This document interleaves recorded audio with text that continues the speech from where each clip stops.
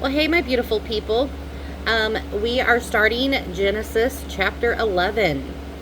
So let's go ahead and jump right into it. So, chapter 11 it is about the mankind after the flood and the Tower of Babel. And the first section is we're going to be talking about the Tower of Babel. And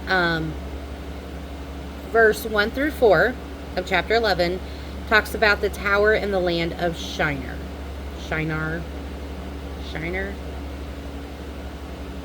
I need to look up these names and see if I can pronounce them better. So 1 through 4 says, and the whole earth was of one language and of one speech. So they only had one language, unlike today's world, where in today's society where everybody's split as far as language goes. And it came to pass, as they journeyed from the east, that they found a plain in the land of Shinar, and they dwelt there. And they said to one another, go to, let us make brick, and burn them thoroughly. And they had brick for stone, and slime had they for mortar.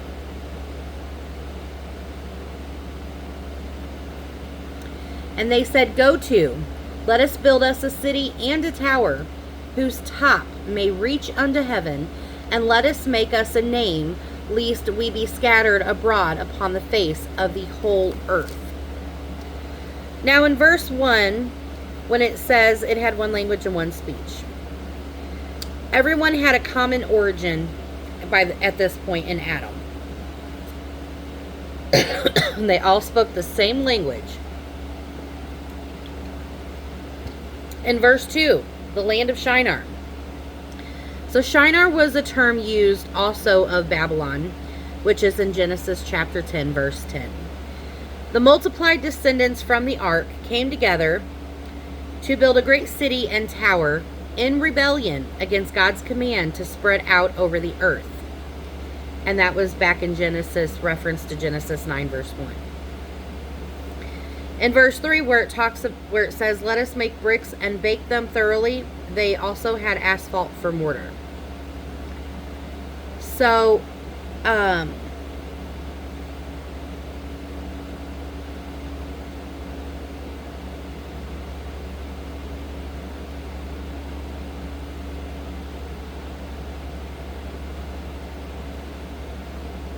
sorry, I had to read something real quick.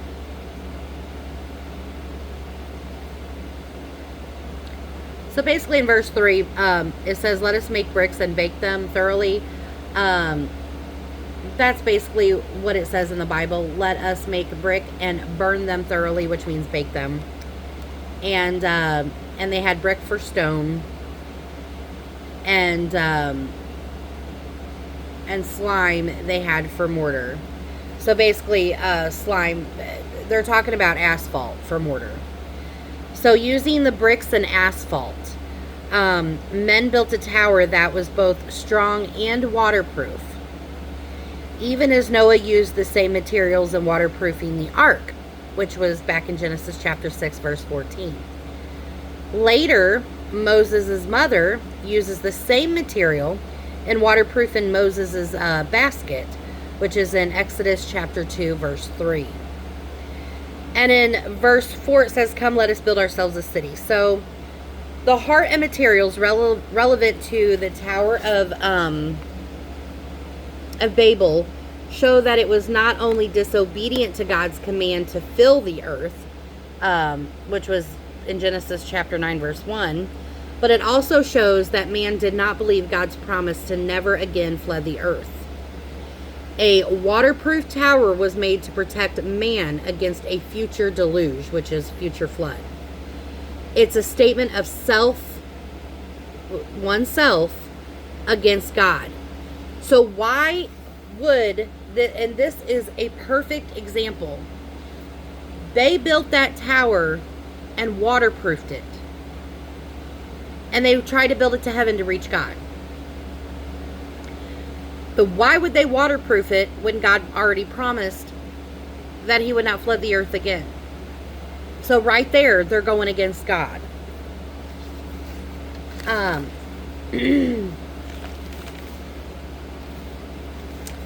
All right, verse 5 through 9 talks about God scatters them throughout the whole earth. So 5 through 9 says,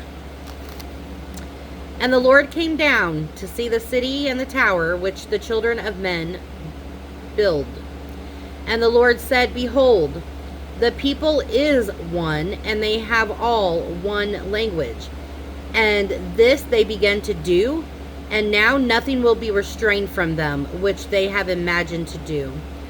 Go to, let us go down, and there confound their language, that they may not understand one another's speech." So the Lord scattered them abroad from thence upon the face of all the earth, and they left off to build the city. Therefore is the name of Babel, or the name of it is called Babel, because the Lord did there confound the language of all the earth, and from hence did the Lord scatter them abroad upon the face of all the earth. So the Lord came down to see the city and the tower. It's a personal character of the language that indicates perhaps was a time when God came down in human form.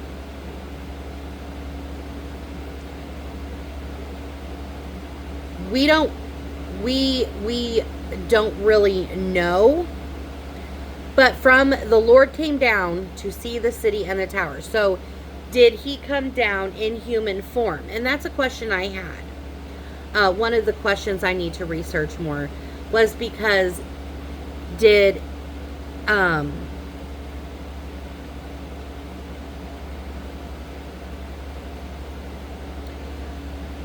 excuse me. Well, let's look at it. There's a reference guide, Genesis chapter 18. So let's go to 18 and see what it says.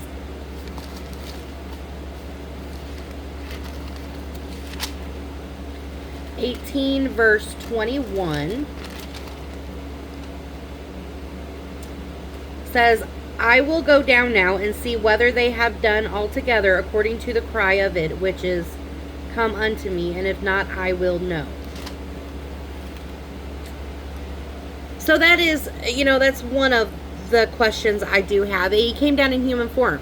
Who was he? I mean, who was he in human form if he did come down? But that is my interpretation of it from what I've researched.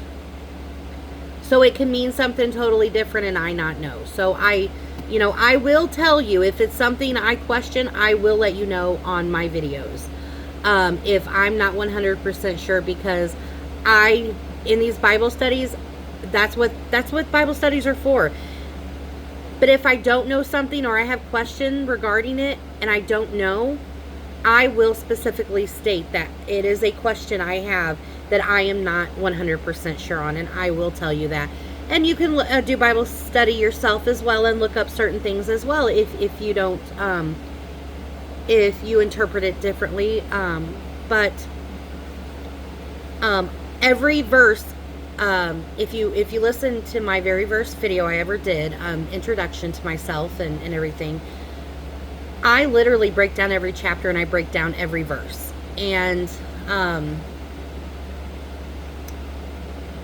I will research every verse and I will go in depth on that verse until I find out, what exactly, because there's so much in one verse. You can fill up a whole page of notes just on one verse. Others, not so much. But I love it because it helps me understand each verse better. Okay, so let's continue on. In verse 7, verse 6, "Now nothing will be restrained from them." So that's the horrific accomplishments of evil from men. And that's what that verse means. Verse 7, "Let us go down." Now, verse 7, it literally says, "Let us go down." So the plural reference to us is another reference to the Trinity. And verse 8, "The Lord scattered them abroad." This was a punishment and also highlighted that human plans, no matter how grand, will falter against God's divine will.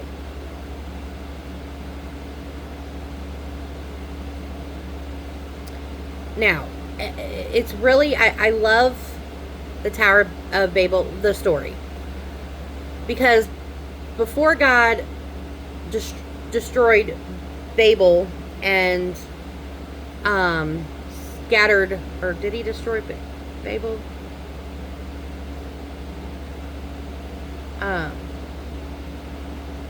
Hold on just a second. I didn't write that down, and I grew up knowing that, but I didn't write it down. 1 second. Okay. I thought I knew the answer, but I didn't want to tell you guys wrong. So God did not destroy the Tower of Babel, because what he did was, in verse 9, the Lord confused all the language of all of the earth, and he sent people in every direction across the face of the face of this earth. And what he did was he confused the language and gave each section of people, or a group of people, their own language, so that way they wouldn't, contradict, or they wouldn't, not contradict, where did that come from? That way they wouldn't be able to make the plans like they did on building the Tower of Babel. Also, the Hebrew word Babel means to confuse by mixing. That's what Babel means. And God didn't want that to happen again. He didn't want them all getting together. And so they went ahead and God spread them about and gave them different languages. The Lord scattered them abroad over the face of all the earth. So the families had to go out and start all over again. A place to live. And they must exist by hunting and gathering until they could support themselves with agriculture and the natural resources. By here, the families would multiply rapidly. Okay, so next we have verse 10 through 25. And verse 10 through 25 is the line of Adam through Shem and Abram. Now, from Shem to Terah, the father of Abraham. Okay. Now, Abram actually became Abraham at 99 years old by God. Okay? He changed his name to Abraham instead of Abram. It was Abram, but now it's Abraham. And Abram means father is high or exalted. Okay. So,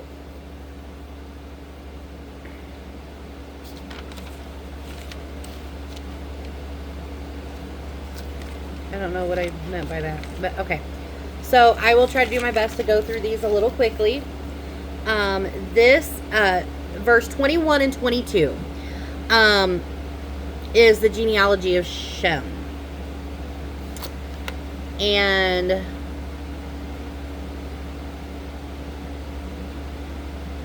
yes, so this next section is the descendants of Shem, and verse 21 and 22 is the sons of Shem.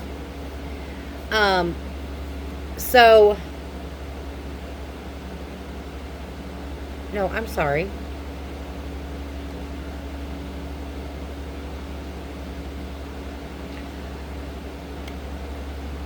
Let me rephrase that. Verse 10 through 25 is the line of Adam through Shem and Abram. Okay. And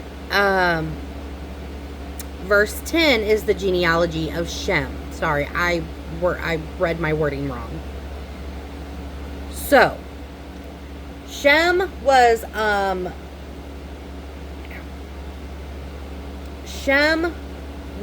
100 years old, and he had Arphaxad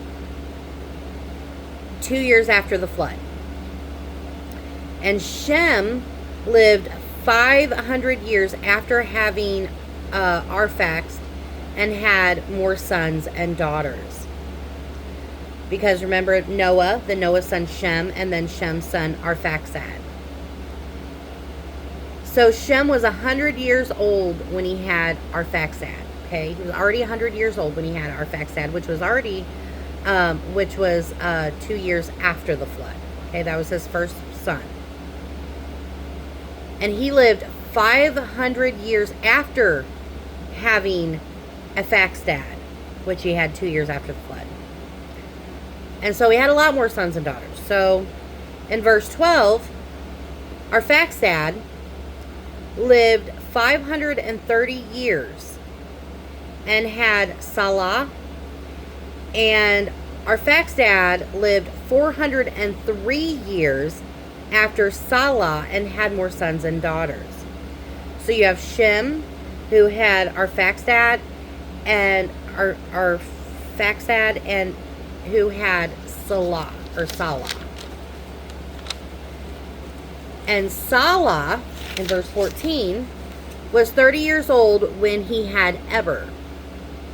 And Salah lived 403 years after Eber and had more sons and daughters. So now we have Shem, Arphaxad, Salah, who had Eber. So in verse 16, Eber lived 430 years when he had Peleg. And Eber lived 430 years after he had Peleg, and he had more sons and daughters. So Peleg was 30 when he had Reu. And Peleg lived 209 years after Reu and had more sons and daughters. So Reu was, at this point, we have Shem, who had Arphaxad, who had Salah, who had Eber, who had Peleg, who had Reu. Now, Reu was 230 years when he had a son named Serug. And Reu lived 207 years after Serug, and he had more sons and daughters. So Serug, verse 22, was 30 years old when he had Nahor. And Serug lived 200 years and had more sons and daughters. And Nahor lived 920 years when he had Terah. And Nahor lived 119 years and had more sons and daughters. So in Nahor lived 29 years and had Terah. These were the grandfather and father of Abraham. So Nahor had Terah.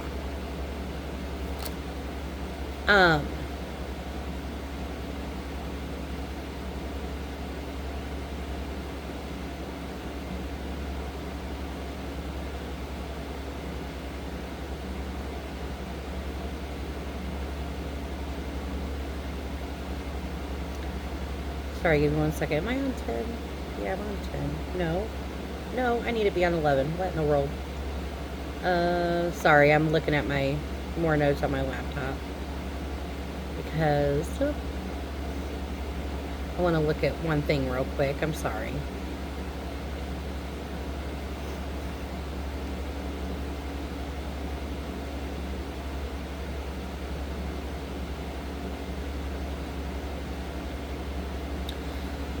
Okay.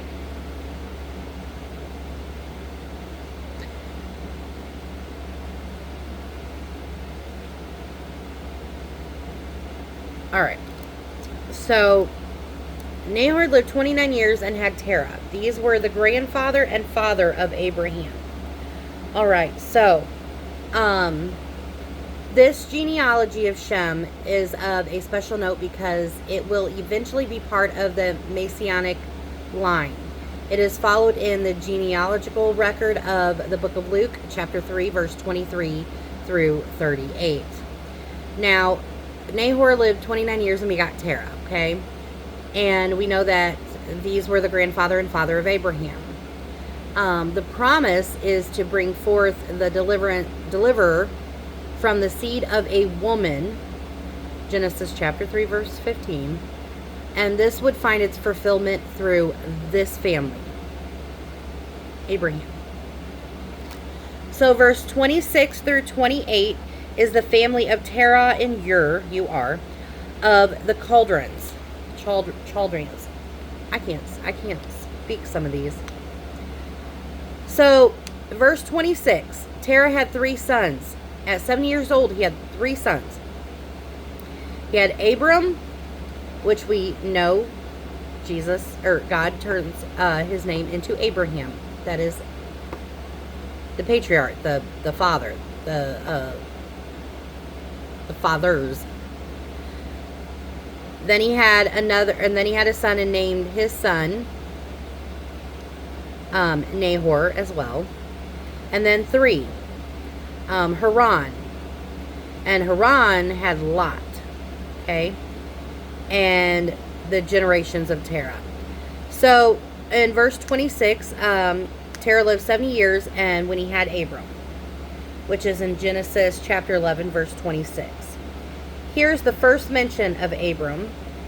And Abram is mentioned 312 times in 272 verses in the Bible. And I thought that was actually really cool. And side note, the book of Genesis covers more than 2,000 years and more than 20 generations. And that is an awesome fun fact because until I did research, I did not know that. So verse 27, Terah begot Abram. So in the book of James, chapter 2, verse 23, he is called the friend of God. And in 2 Chronicles chapter 20, verse 7, he is called your friend forever. And Abraham, my friend, is what he was called in the book of Isaiah 41, verse 8.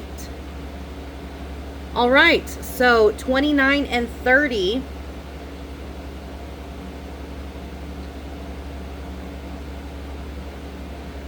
Is the family of Abram and his brother Nahor.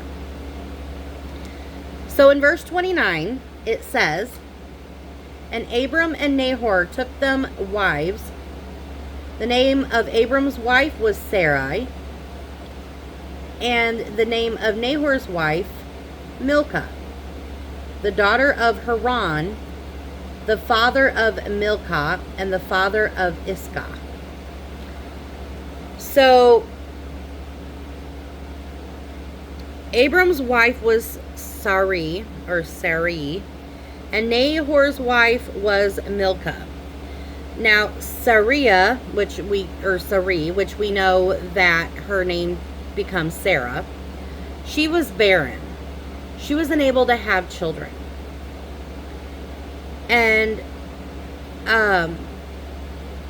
Abram's present lack of children will play an important role in God's plan of redemption. And which we'll see throughout the Bible.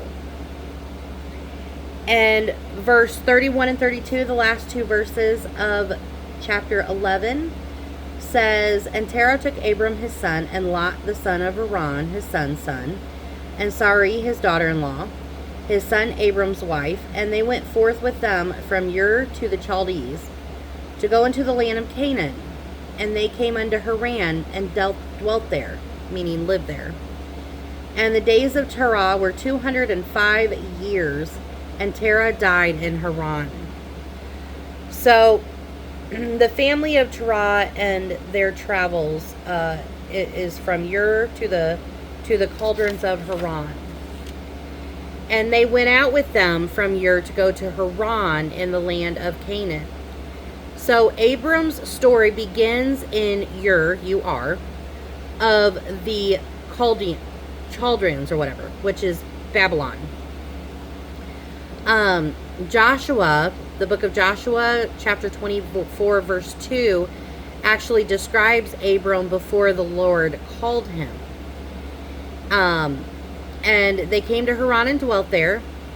So whenever it says, and they came to Haran and dwelt there. So in the book, if you look in the book of Acts, chapter 7, verse 2 through 4, it makes it clear the call of Genesis 12, verse 1 through 3, came to Abram while he still lived in Ur. And verse 32, Terah died in Haran. The name Terah or Terah means delay. The name Haran means parched or barren. So verse 11 was a little difficult for not difficult in the sense like I didn't understand what I was reading, but when it gets to the names,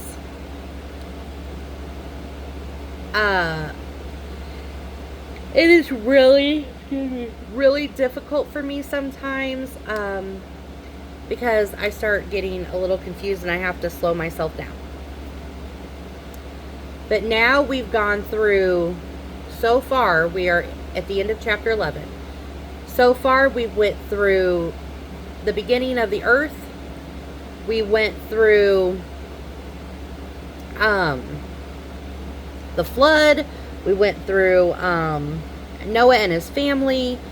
We went through post-flood. And we literally are now through the generations of Noah's 3 sons, and now we got to Terah, who now we have Abram.